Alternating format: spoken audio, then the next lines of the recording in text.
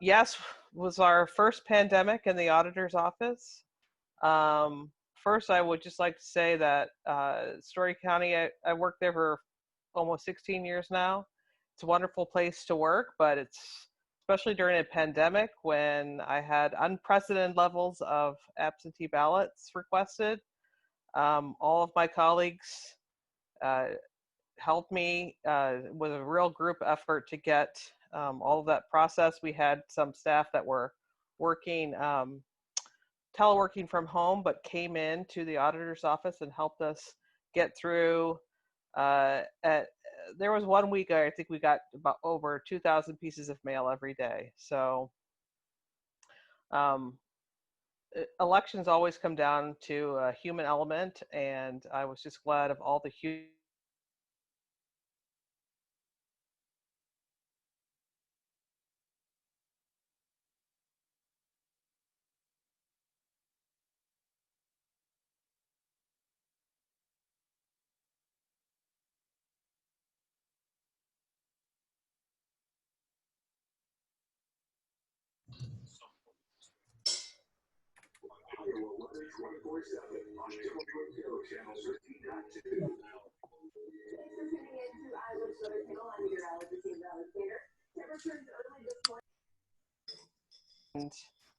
Um, if we had three times the turnout in November, it would be over 100%. So uh, it's going to be a historic. It was going to be a historic election, I think, anyway. But now it's also, there are so many unprecedented things happening right now. I'm just so glad that Iowa has such a robust absentee balloting history and process that we can all use. It's very safe, it's very secure. We absolutely know what we're doing. Um, and that is my number one recommendation for all Iowans, and actually any jurisdiction that you live in. When I was reading stories about what was happening in other states, I was just so pleased that we have such a good system here in Iowa. Um, I was actually, for the first time, pleased with Secretary Paul Pate. He and I are usually not on the same page, but he made some really good decisions for this election, and that helped everybody in Iowa. So um, if we can look past November, which we would all like to do, and into the near and distant future, it's some things that will come up in the next 4 years. One of them is the re-precincting and redistricting that will happen from this year's census. That will go into effect in early 2022. So that's a really important job that the auditor has. I did it before in 2012. Well, it actually in 2011, going into effect in 2012. So I feel confident that I have the ability to do that properly. Um, our election equipment is, it's 6 years old now. It's still in great shape, but it is showing its age a bit. So I would think in my next term, that we will replace that equipment. We want to do that probably every 7 to 10 years, and it's 6 years old now. Huge decision to make, and something that I also have experience doing. So uh, oftentimes people don't know that the auditor has other jobs besides election. It's the real um, most public part of my job, but it's only about 20% of my statutory duties. So I look forward to continuing working with our real estate program, which we've put a lot of our historical records online. Very proud of that. Our drainage districts, that's a huge issue for both the auditor's office and the board of supervisors.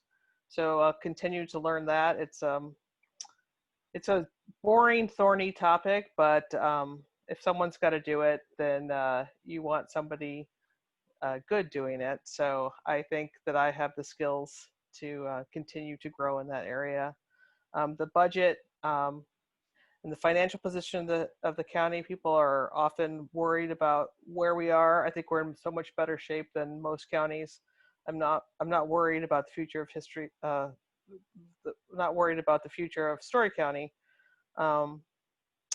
I think we're in much better shape, and we've done a good job of budgeting and planning that we can weather this economic downturn much better than I'd say most of my colleagues in the 98 other counties. So I'm really looking forward to serving the people of Story County for another 4 years.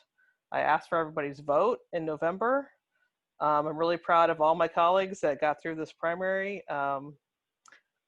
We will be canvassing those results Tuesday at 9 p.m. if you'd like to listen into that conference call. We live in interesting times, that's for sure. It's but everyone is working so well together. It's just really gratifying to work for Story County right now. Any questions for me?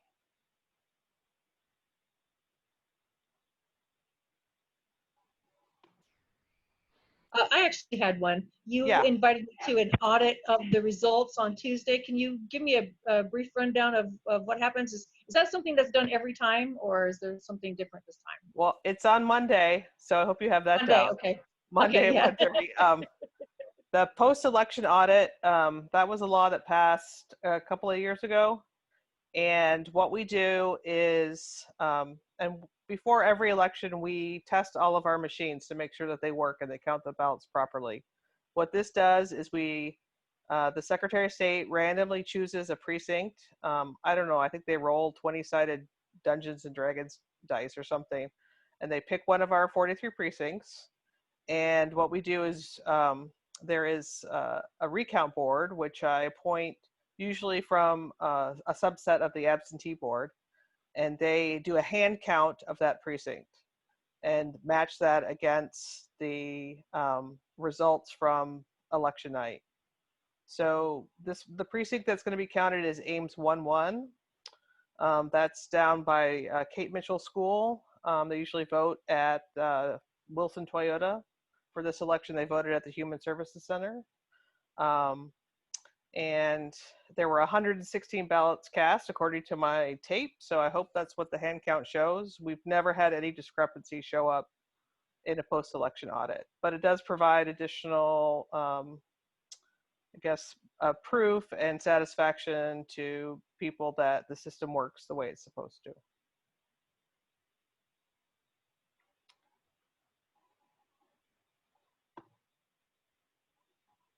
Anybody else have any questions? It looks like Ross had one. Have you heard? Yeah, Yes, I've heard about Robbie Smith's terrible amendment. It's awful. Please, if anybody, if you have any sway with legislators, or you know some that are on a Zoom call with you right now, what that did was there was a very non-controversial bill passed about the county seal. And then Robbie Smith, who is probably the biggest threat to free and fair elections in the state of Iowa, he has submitted a 30-page amendment in committee to strip out a lot of really useful things that auditors do. Like if there's missing information on an absentee request, we could use our database. We always contact the voters. We're required to do that. But we can also use the iVoters, which is the statewide database, to fill in missing information. That's just one of the, it also, Paul Pate extended the absentee, for mailed ballots only, the mailed absentee balloting period to 40 days, which was really useful in a pandemic, which we are still in, and I assume we are still going to be in October, November. It would prevent him from doing that, which, I mean, they're just dumb things. There's a very nice, well-written letter from the auditor's affiliate called ISACA that was submitted to the legislators. I know Bleeding Heartland posted the full document on their website. But if you know anybody in Scott County that votes for this guy, just tell them that please don't do that anymore. But It's a really terrible amendment that's being attached to what was a non-controversial bill.